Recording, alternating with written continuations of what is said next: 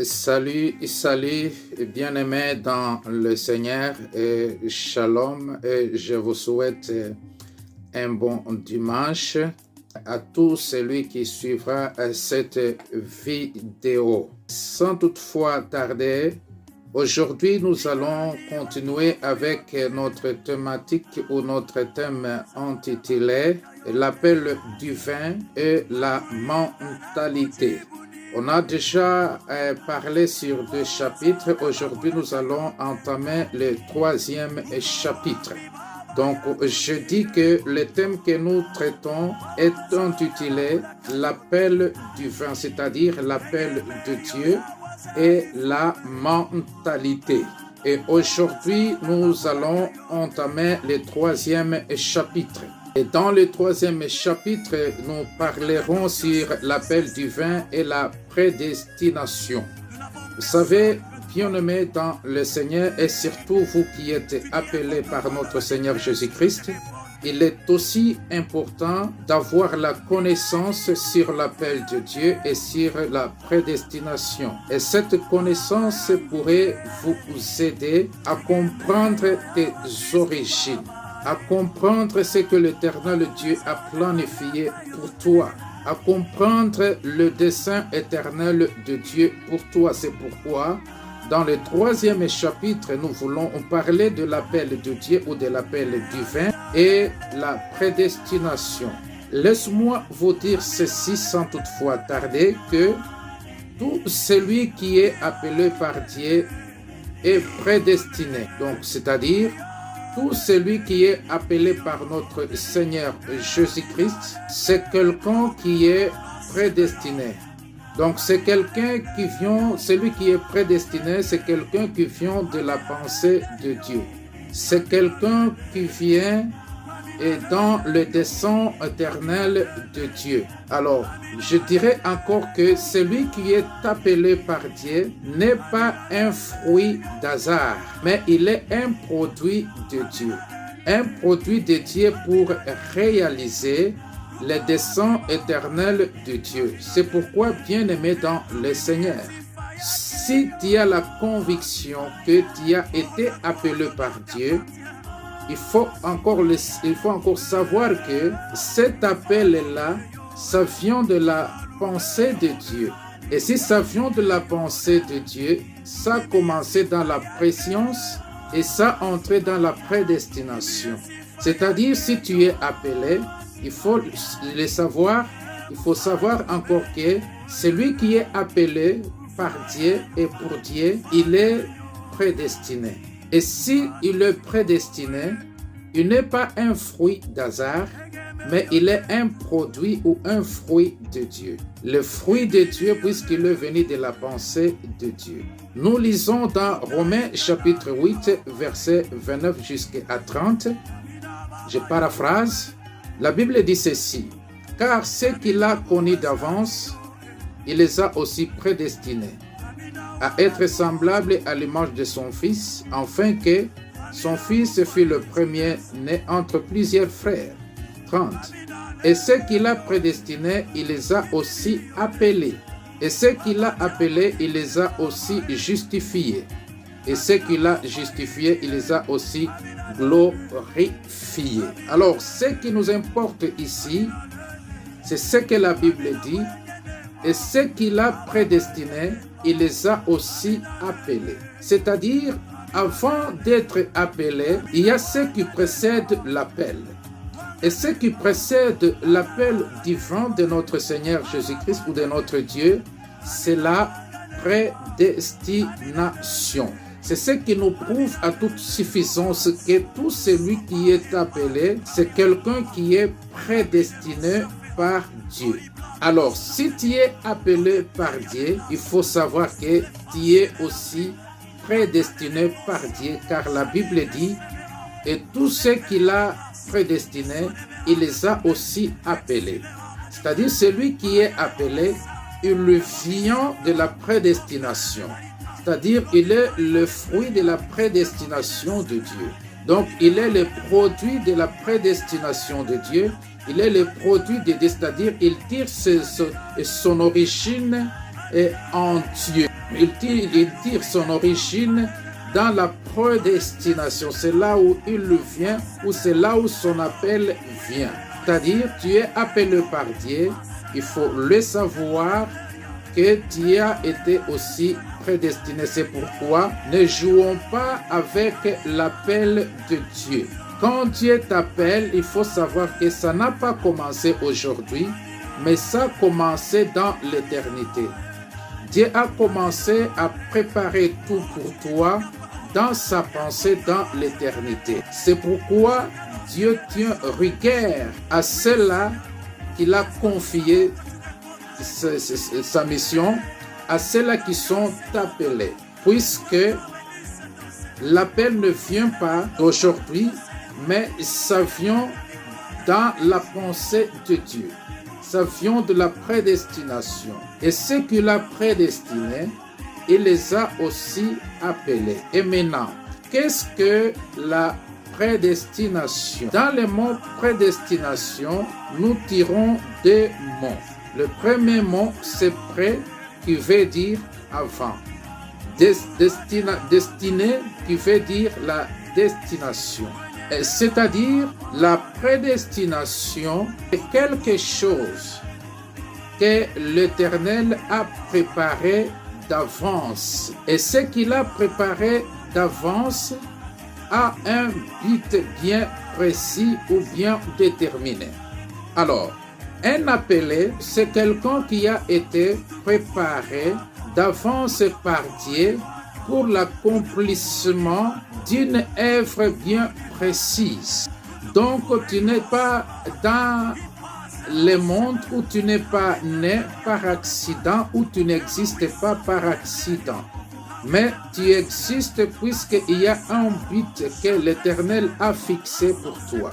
Et le but que l'Éternel a fixé pour toi est d'accomplir une œuvre précise que l'Éternel Dieu a prévu pour toi. Donc, tu es né, tu existes pour un but. Et ce but-là, c'est d'accomplir le dessein éternel de Dieu. C'est pourquoi, dans l'appel, il est aussi nécessaire d'avoir la connaissance ou de savoir la mission qui est liée à ton appel. C'est très important, bien-aimé dans le Seigneur. Donc, tu as été prédestiné par Dieu. Or, celui qui est prédestiné par Dieu, c'est quelqu'un que Dieu a préparé d'avance, avant même la fondation du monde, avant même qu'il soit dans le sang de sa mère. Dieu l'a mis à part et l'a destiné il lui a préparé pour quelque chose, pour l'accomplissement d'une œuvre bien précise. C'est pourquoi, bien-aimés dans le Seigneur, restez liés à votre appel, puisque tu as été destiné pour ça. Et quand tu es lié à ton appel, c'est ce qui t'apportera bénédiction, le succès, le bonheur et la réussite. En dehors de ton appel, c'est l'échec. Mais l'attachement à ton appel produit la réussite, puisque tu vas réussir néanmoins que si tu es attaché à ton appel selon la prédestination. Et aussi, nous allons dire ceci, dans la prédestination, nous y trouvons au moins 4 points. Selon Jérémie chapitre 1, verset 5. La Bible dit ceci, « Avant que je t'eusse formé dans le ventre de ta mère, je te connaissais. » La première des choses, je te connaissais. Là, ça parle de la préscience. Donc, dans la préscience de Dieu, Dieu connaît toutes choses, avant même que ces choses-là existent.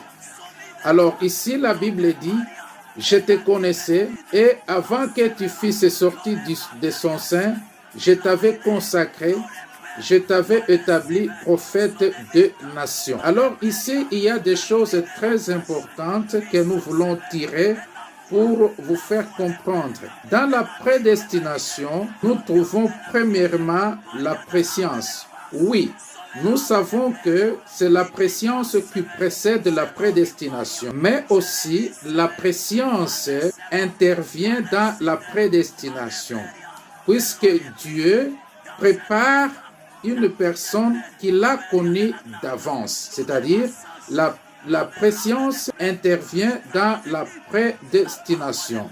C'est-à-dire, premièrement, dans la prédestination, nous avons la préscience. Donc, dans la préscience, c'est-à-dire Dieu t'a connu d'avance. Avant que tu sois formé dans le sein de ta mère, Dieu t'a connu. Avant que tu sois né, Dieu t'a connu.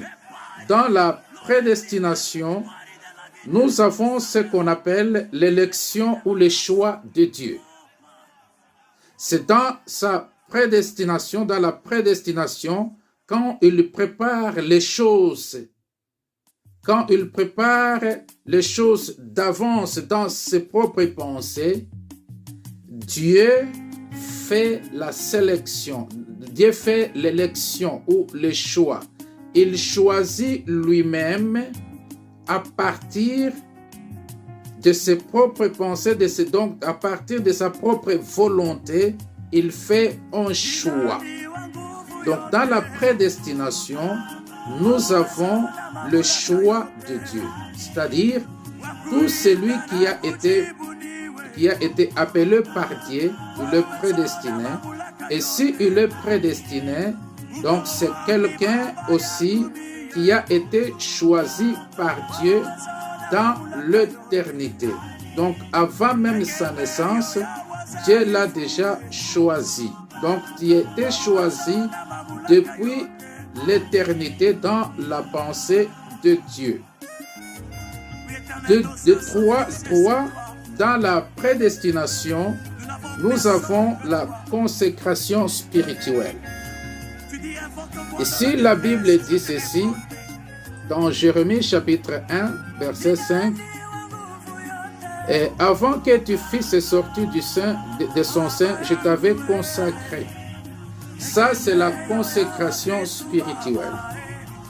C'est la consécration spirituelle qui précède la consécration ou la confirmation de la consécration spirituelle, ce que nous faisons dans l'Église pour donner une main d'association à quelqu'un qui est appelé par Dieu.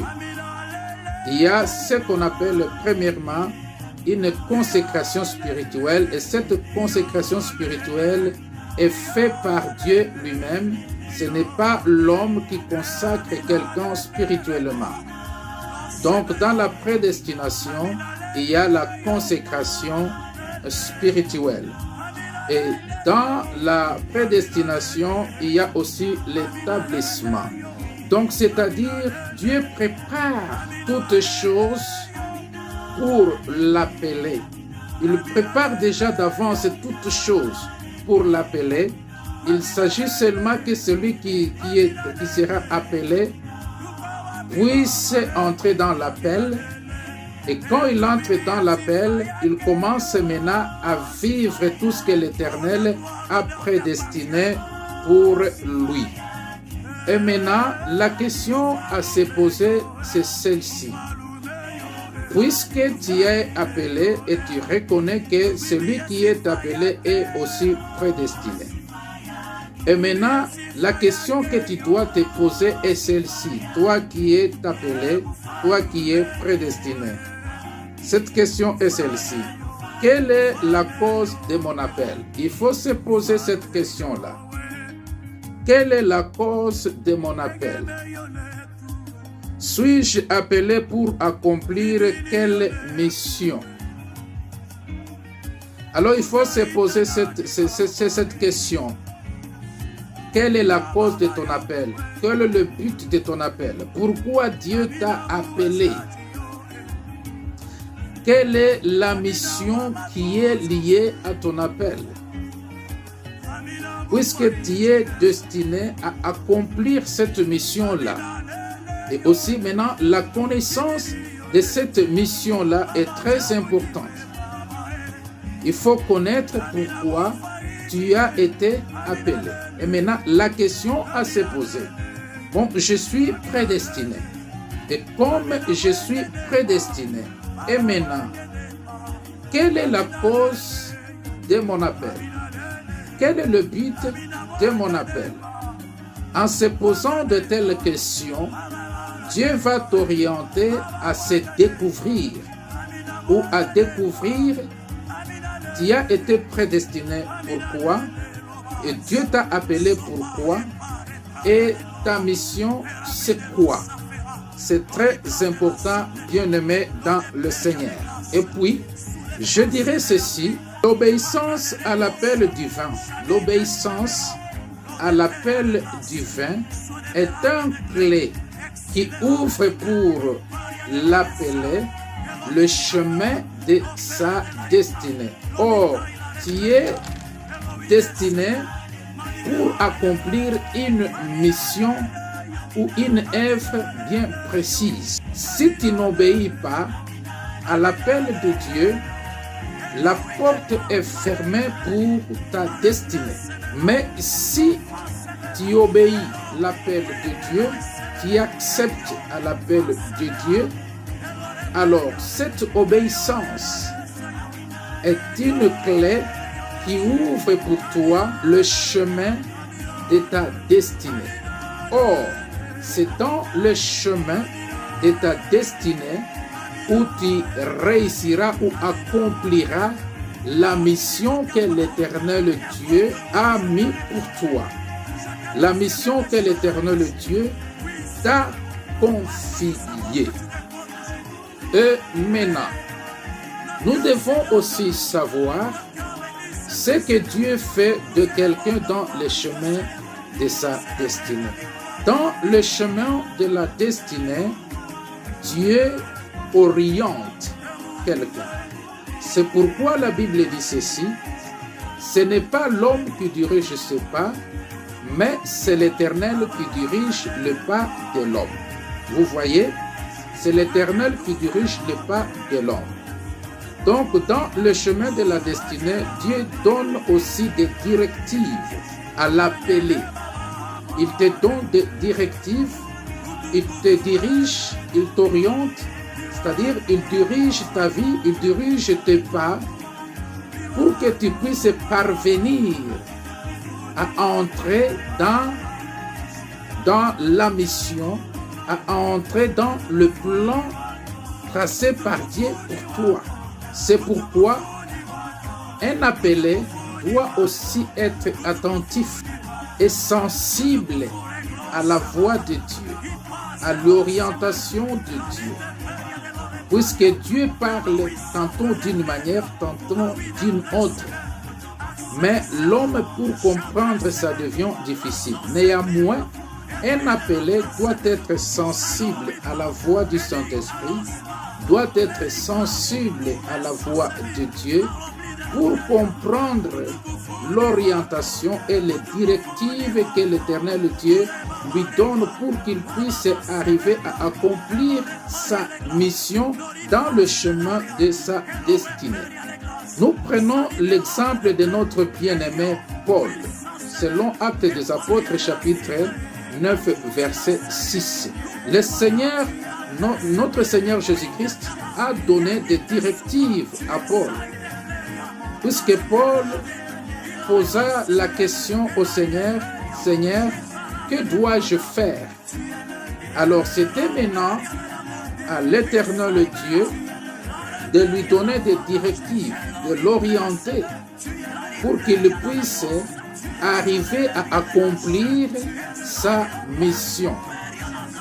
Et c'est à partir de ce jour-là, sur le chemin de Damas, que Paul est entré dans le chemin de sa destinée.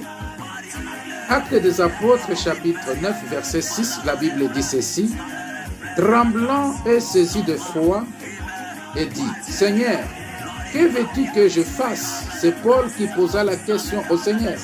« Seigneur, que veux-tu que je fasse ?» La Bible continue à dire ceci, et le Seigneur lui dit, « Lève-toi, entre dans la ville et on te dira ce que tu dois faire. » Vous voyez?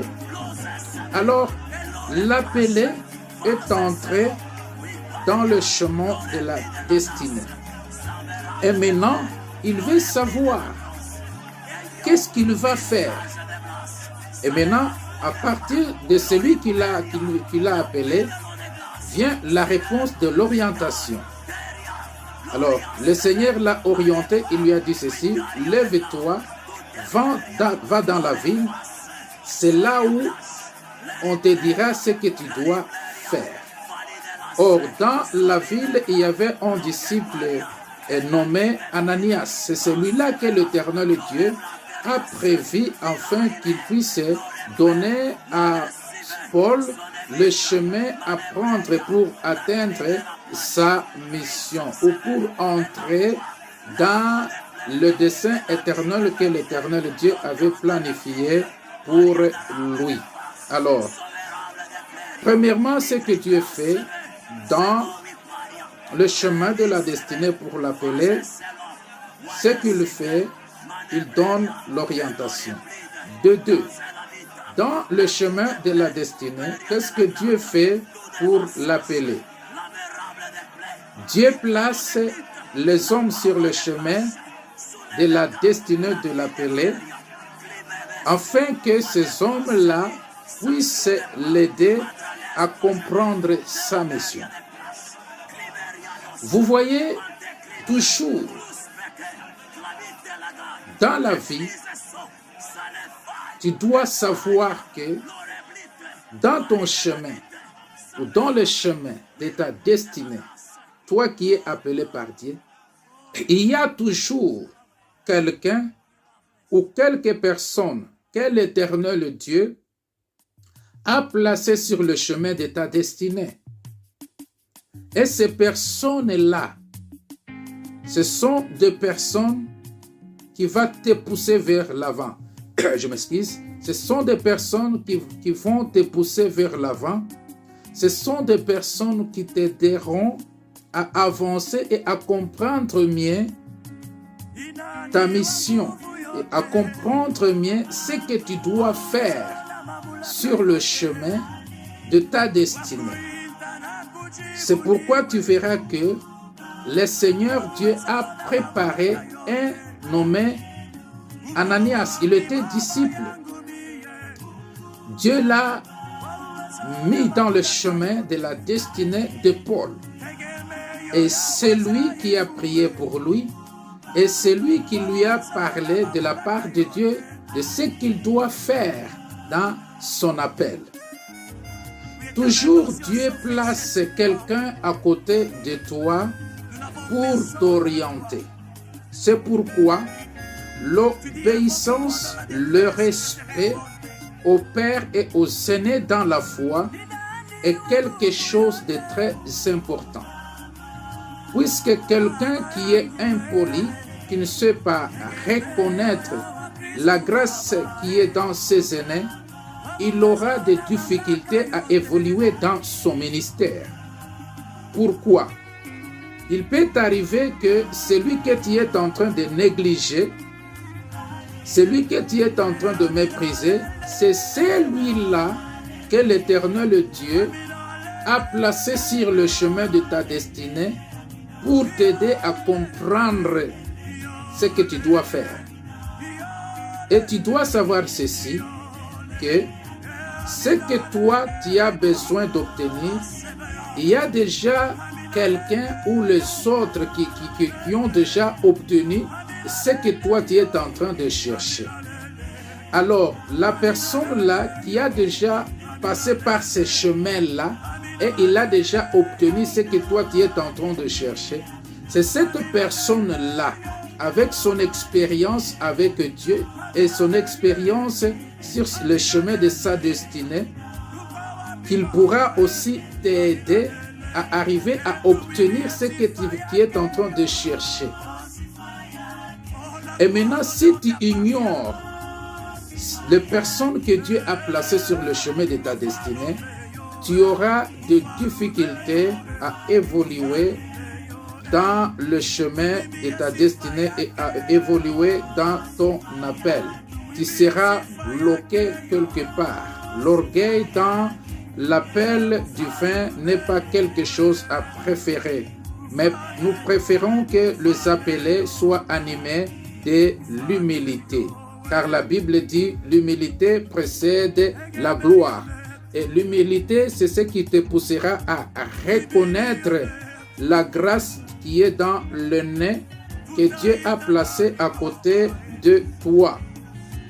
Alors, ici, nous voyons que Saul était envoyé vers le disciple Ananias de Damas. C'est là où il a trouvé les orientations. C'est là où on lui a parlé de ce qu'il doit faire.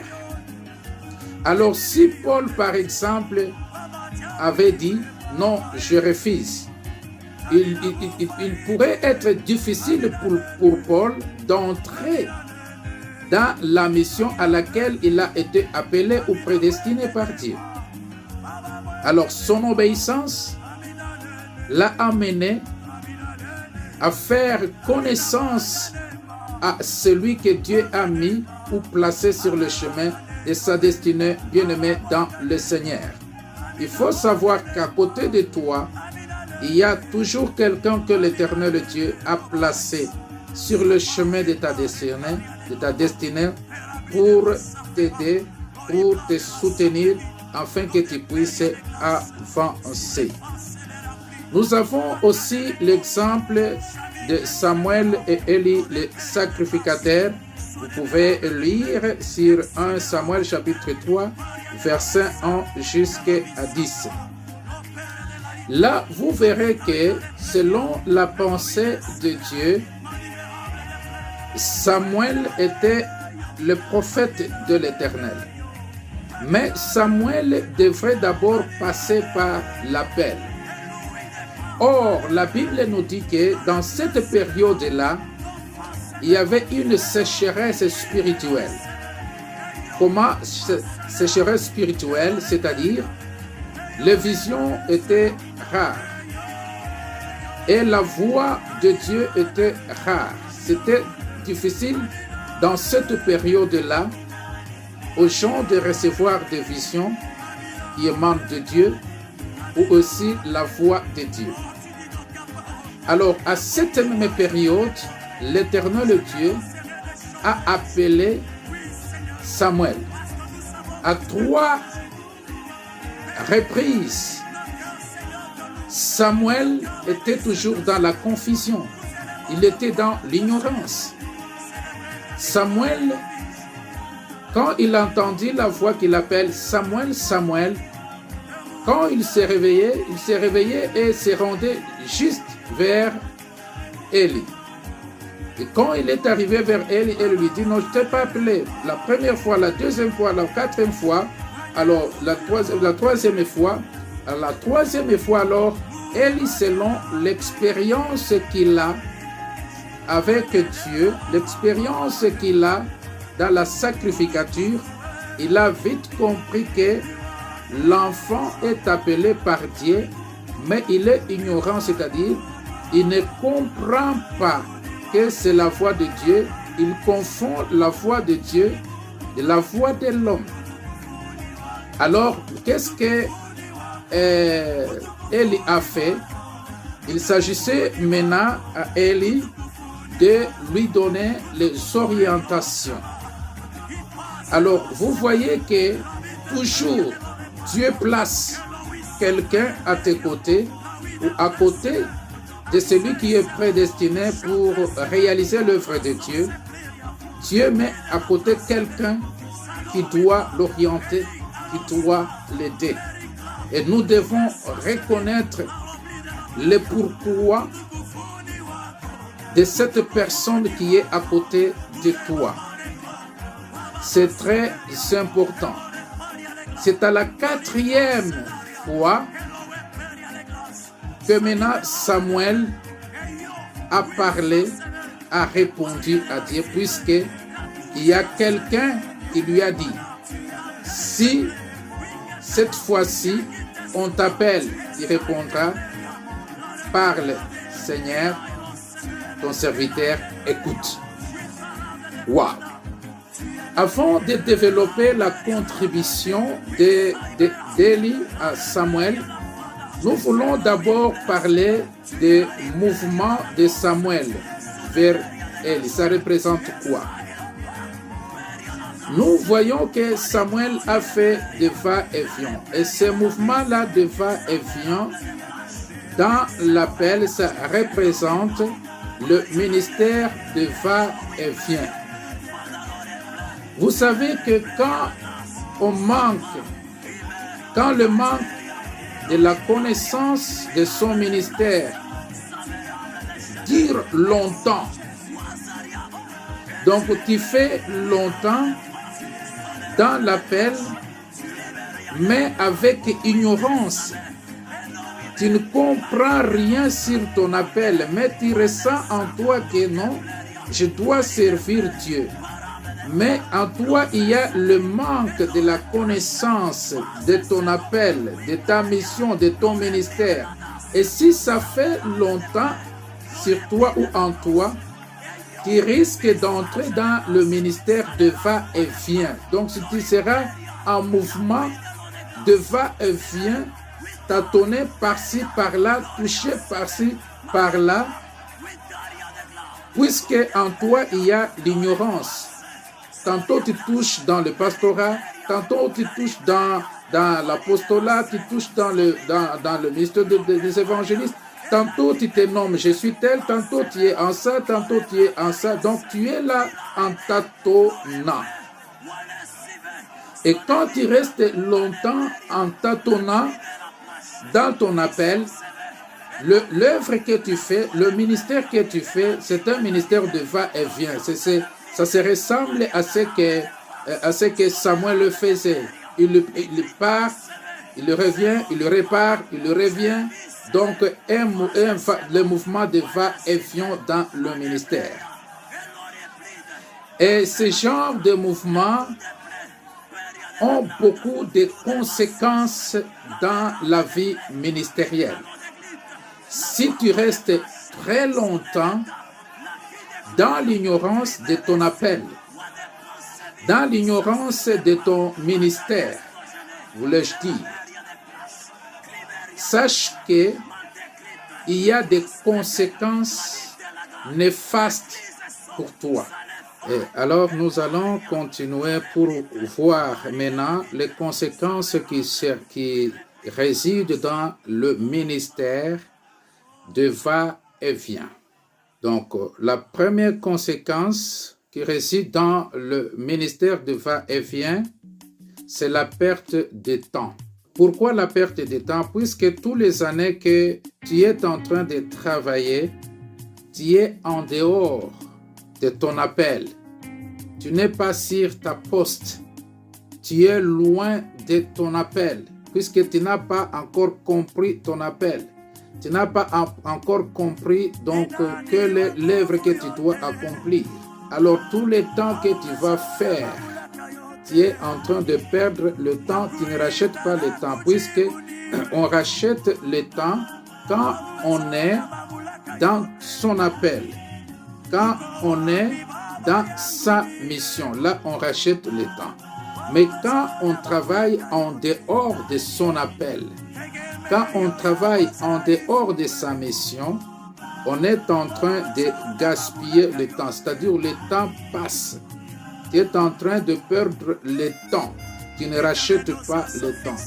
Et tu risques peut-être, tu as commencé cette œuvre-là dans la jeunesse et tu atteins maintenant la vieillesse en étant toujours dans l'ignorance. Et maintenant là, tu perds ton temps. Alors, le ministère de va-et-vient, de tâtonner par-ci, par-là, sans toutefois avoir la connaissance sur son appel, sur son ministère, sur sa mission, sur l'œuvre que l'Éternel t'a confiée, sur la tâche qui t'a été confiée. Là, tu te retrouveras en train de perdre ton temps. Or, la Bible dit que nous devons racheter le temps. Racheter le temps car les jours sont mauvais. Donc, la première conséquence, c'est la perte de temps. La deuxième conséquence, c'est la perte d'énergie physique. Donc, puisque tu es humain, en travaillant en dehors de ton appel, tu es en train de consommer l'énergie physique. Tu es en train de gaspiller l'énergie physique pour rien. Alors tu vas te retrouver toute ta jeunesse, toute ta vigueur de la jeunesse, ça passe comme ça en vide. Peut-être tu fais des voyages évangéliques, mais Dieu ne te reconnaît pas en ça. Et tu fais des séminaires, mais Dieu ne te reconnaît pas en ça. Donc tu travailles durement, mais tu n'es pas dans ton appel, tu n'es pas dans ton ministère, tu n'accomplis pas parfaitement ton appel. Alors par là, tu trouveras que tu es en train de faire une perte d'énergie physique. Jusqu'à tel point tu vas te retrouver, tu étais jeune, tu étais fort, jusqu'à tel point tu te retrouveras, tu deviens maintenant vieux, et quand tu deviens vieux, tu n'as même pas cette force-là. Donc la force a déjà été dépensée. Et peut-être c'est à la vieillesse que tu commenceras maintenant à comprendre, je t'ai appelé à faire ça. Donc la deuxième conséquence, c'est la perte d'énergie physique. Il faut éviter ça. Puisque ton énergie physique contribue aussi à ton appel. Et si il y a la perte d'énergie physique, alors quand tu vas te retrouver en étant déjà vieux, ça serait difficile maintenant pour toi puisque toute ta vigueur a été dépensée en dehors de ton ministère. Bien-aimé dans le Seigneur. La troisième conséquence, c'est la perte d'énergie spirituelle. Donc, tu as l'énergie spirituelle en toi. Donc, la force, le sacrifice que tu fais spirituellement, ça passe pour rien. Puisque tu les déposes, tu les déploies sur le lieu ou sur l'endroit qui n'est pas approprié. C'est-à-dire, toi-même d'abord, tu n'es pas sur la place où l'Éternel veut que tu sois. Et quand tu es en dehors de la place que l'Éternel veut que tu sois, tout ce que tu vas déployer, tout ce que tu vas dépenser comme énergie spirituelle, tout ce que tu vas faire spirituellement là, c'est une dépense d'énergie spirituelle. Puisque ce n'est pas là où tu es que tu dois dépenser, que tu dois utiliser l'onction que tu as. Par exemple, tu as l'onction pastorale. Mais toi, tu te retrouves dans le ministère apostolique. Et maintenant, toute l'énergie spirituelle que tu vas déployer là-bas, ça ira en vain.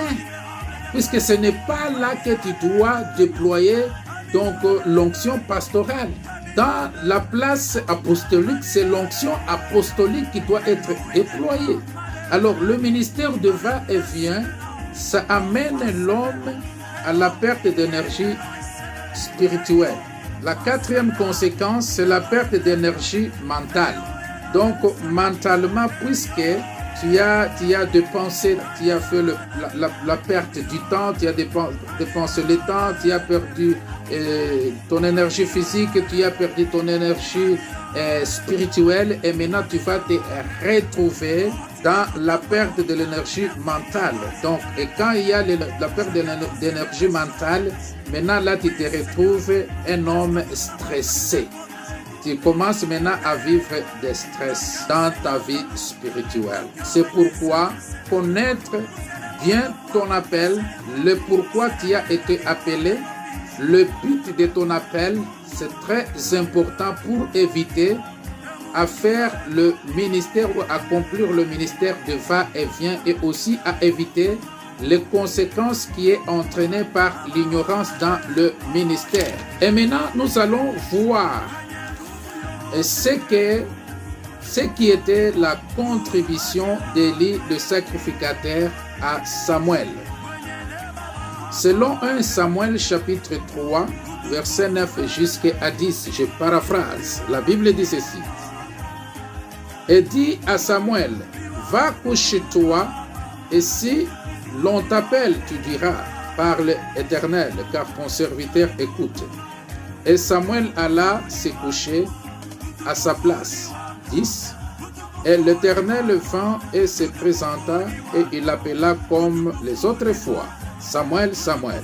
Et Samuel répondit, parle ton serviteur, écoute. Vous voyez, la contribution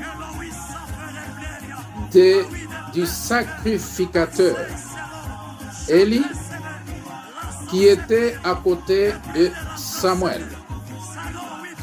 Cet homme a contribué pour la réussite de la mission de l'appeler qui était Samuel.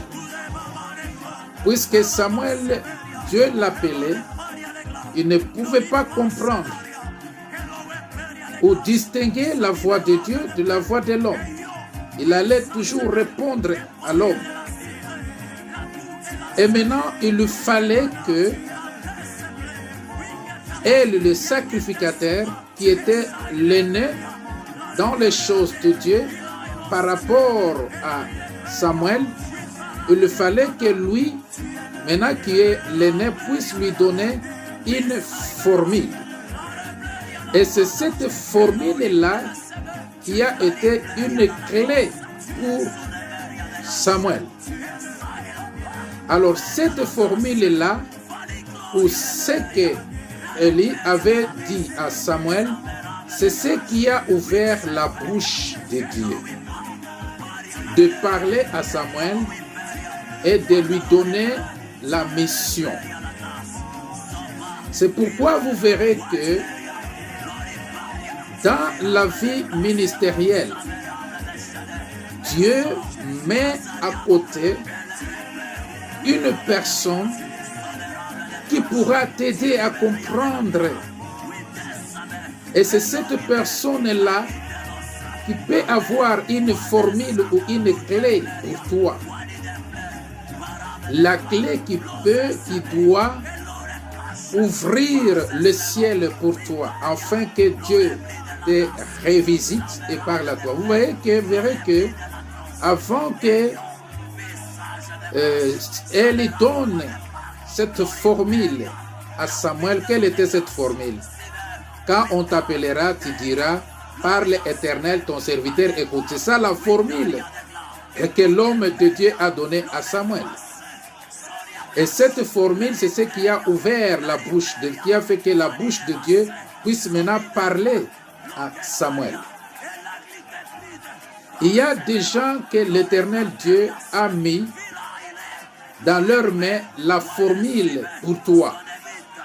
Il s'agit seulement de reconnaître ces gens-là ou cette personne-là qui est à côté de toi et de l'écouter, parce qu'il y a beaucoup d'enfants de Dieu.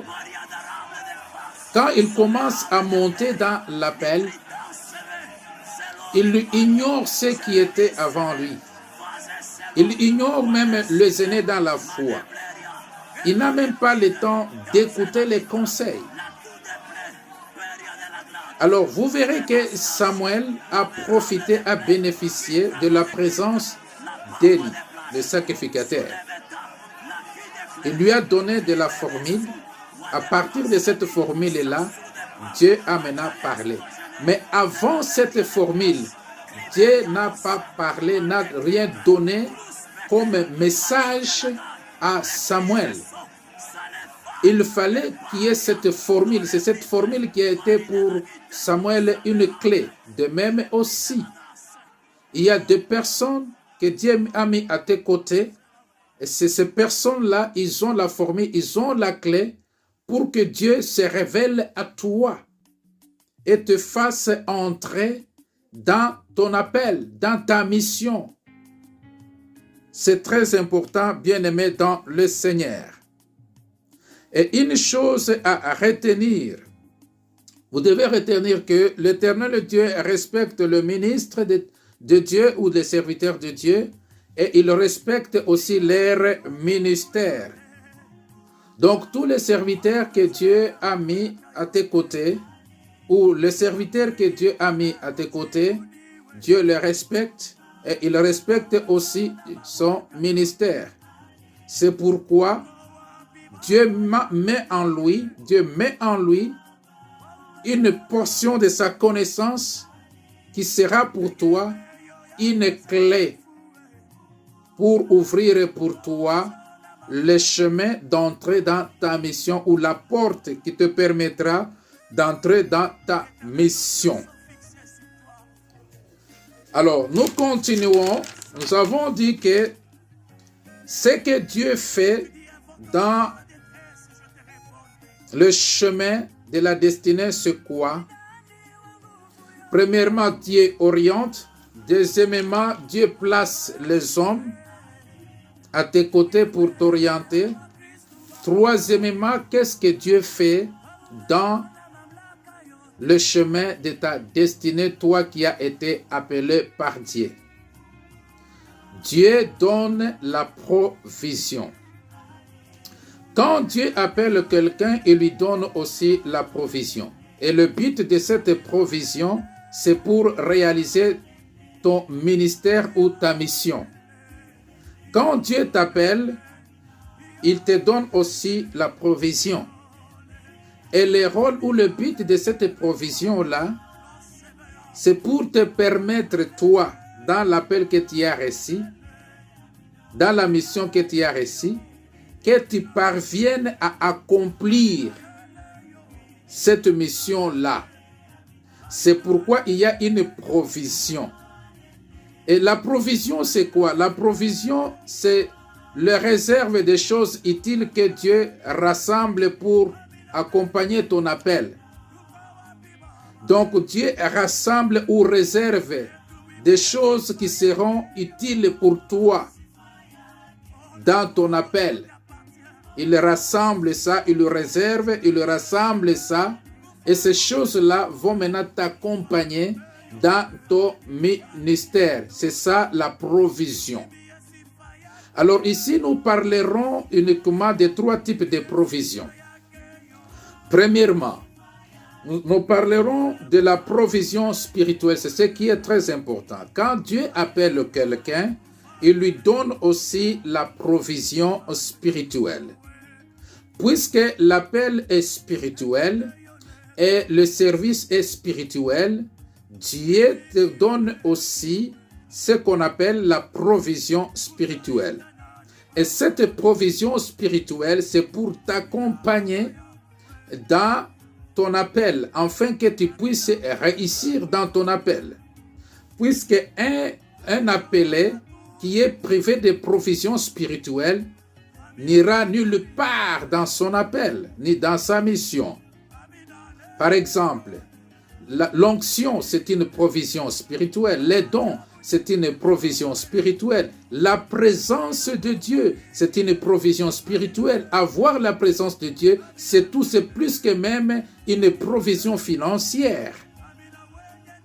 Avoir la présence de Dieu dans ton appel, dans ta mission, est une provision spirituelle. Et cette provision, c'est pour que tu réalises bien ton ministère. C'est pourquoi Dieu, quand il t'appelle et il te place dans le chemin de ta destinée, il fait aussi une provision spirituelle pour toi. Et c'est cette provision spirituelle qui t'aidera, qui fera assez que tu puisses bien réaliser ta mission. Sans la provision spirituelle, ça serait très difficile pour toi de réaliser ta mission. Alors, tout celui qui est appelé aura besoin de la provision spirituelle en première position. Tout celui qui est appelé par Dieu aura besoin, tu as besoin premièrement d'une provision spirituelle.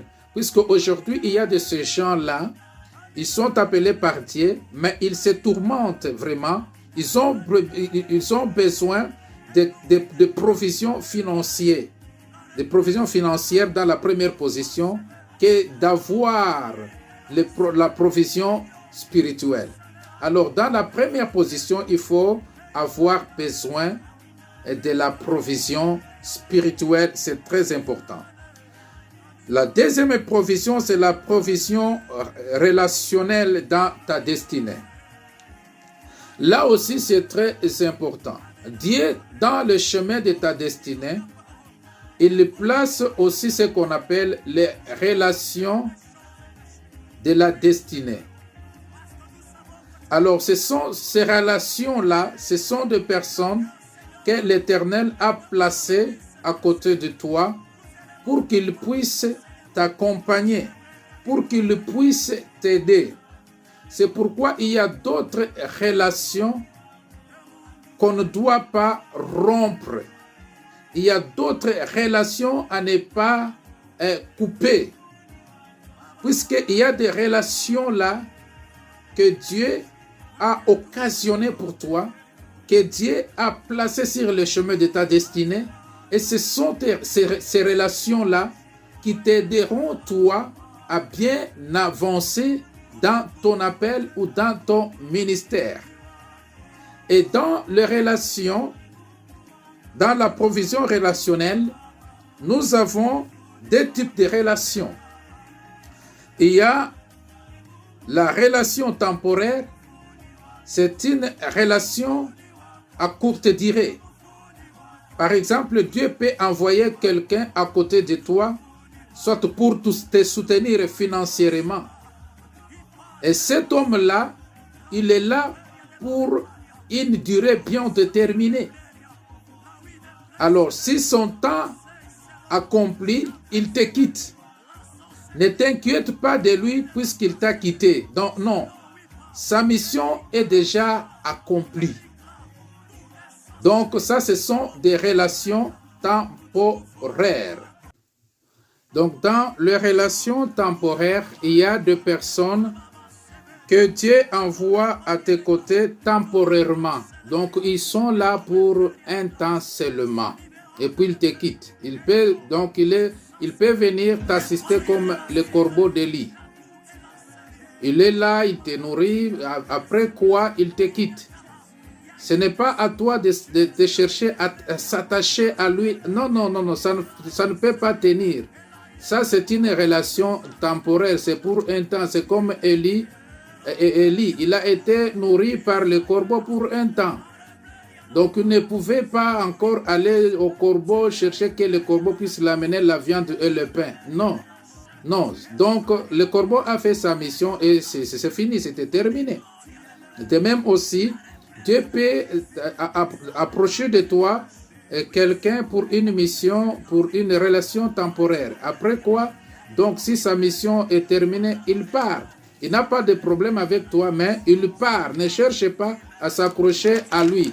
Donc il va te blesser pour rien. Il y a aussi des relations permanentes. Donc il y a relations temporaires et relations permanentes. Les relations permanentes, ce sont des relations qui demeurent, c'est-à-dire Dieu met à tes côtés dans la vie ministérielle, dans ton appel, quelqu'un, il peut être de près ou de loin, qui restera toujours avec toi pour t'assister dans le chemin de ta destinée, pour t'assister dans ta mission, pour t'assister dans ton ministère, pour t'assister dans ton service spirituel. Nous donnons l'exemple des relations qui étaient entre Élie et Élisée. Ça, c'est une relation permanente. Les relations qui existaient entre Moïse et Josué, c'était une relation permanente.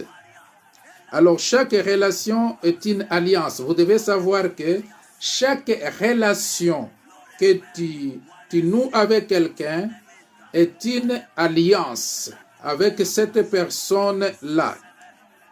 Et maintenant, il faut faire l'alliance avec quelqu'un qui va t'amener quelque part. Et la troisième provision, c'est la provision d'espace géographique. Je voulais dire ceci, que tout celui qui est appelé par Dieu, il y a toujours un espace géographique réservé pour lui. Tout celui qui est appelé par Dieu. Dans cette provision d'espace géographique, Dieu réserve toujours à l'appeler un espace géographique pour lui. Et c'est dans cet espace géographique que tu réussiras. Alors, il fallait maintenant identifier l'espace géographique que l'Éternel Dieu a réservé pour toi.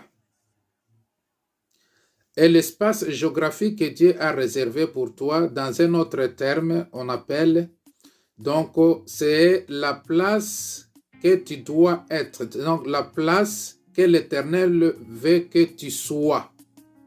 Dans la notion de la prédestination, pour réussir à sa mission, il faut être à la place que Dieu a voulu que tu sois, à la place réservée pour toi. Si tu te retrouves en dehors de l'espace géographique ou de la place que l'Éternel Dieu veut que tu sois pour ta réussite, il te sera difficile d'évoluer dans ton ministère ou dans ton service spirituel que tu es en train d'accomplir. Donc, c'est dans ta place, c'est à la place géographique que Dieu t'a placé que tu auras la réussite dans ton ministère ou dans ton appel. C'est très important. Et à chaque place géographique, s'il vous plaît, n'est pas pour toi. Chaque place géographique n'est pas pour toi.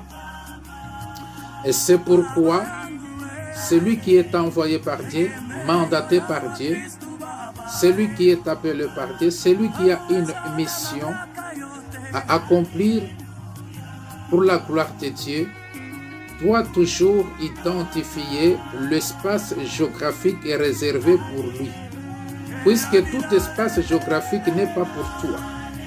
Et si tu fais l'erreur d'entrer dans un espace géographique qui n'est pas pour toi, là tu auras des échecs. Et encore, il y a quelque chose à comprendre. Dans l'espace géographique, il y a l'espace de demeure ou l'espace qui est permanent. C'est l'espace là où tu dois demeurer. Et l'espace là où tu dois demeurer, c'est là où se cache ta réussite. Il y a aussi l'espace passager. Moi, je me souviens, quand on était dans la mission évangélique, il y avait dans d'autres villes, Dieu nous disait, il faut faire seulement 2 semaines. Dans d'autres villes, 3 semaines. Dans d'autres villes, 5 jours. Donc, ces villes-là n'étaient pas pour nous des villes permanentes pour que nous puissions y rester. Non. Donc, c'était des espaces géographiques, mais passagers. Là où nous devons accomplir une mission. Et quand cette mission est faite, nous devons quitter. C'est ce que vous devez comprendre. Si tu t'accroches dans un espace géographique où tu ne devrais pas rester longtemps, alors si tu t'accroches et tu veux rester longtemps, tu auras des échecs, des sécheresses, puisque tu n'es pas appelé à y rester longtemps. Et puis vous devez savoir que si Dieu t'appelle, si Dieu te place dans un espace géographique, tu dois aussi savoir qu'il y a l'ordre. Donc, il y a l'instruction que Dieu donne. Dieu peut te donner l'instruction de rester. Et puis, il te donne, deuxièmement, l'instruction de quitter. Dieu a donné à Noé l'instruction d'entrer dans l'arche et il lui a donné aussi l'instruction de sortir.